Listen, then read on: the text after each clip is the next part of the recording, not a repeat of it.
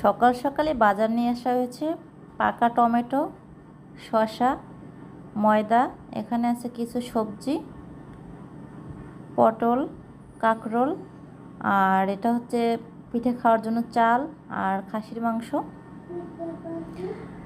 তো আমি এখানে কিন্তু রান্নার জন্য প্রায় সব কিছু রেডি করতেছিলাম, আর ভাবলাম মাংসটা একটু ছোট ছোট করে দিই, কারণ যেহেতু আমি প্রেশার কুকারে রান্না করব না, তো হতে একটু সময় লাগবে।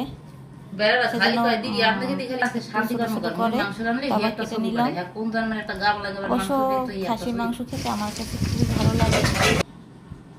তো আমি কিন্তু রান্না প্রায় বসিয়ে দিলাম। আজকে একটু অন্যভাবে রান্না করব, মশলাটাকে ভালো করে কষিয়ে তারপর মাংসটা রান্না হবে। প্রতিদিন দেখা যায় আমি সব কিছু মাখিয়ে তারপর রান্না করি, আজকে কষাবো তারপর মাংসটাকে রান্না করব। আসলে কষানোর উপরই মাংসের স্বাদটা বেশি হয়।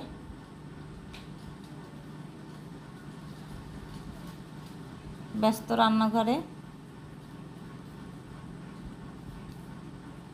একটু ঢেকে দিলে তো মাংসটা বেশ এরপরে আস্তে আস্তে হবে।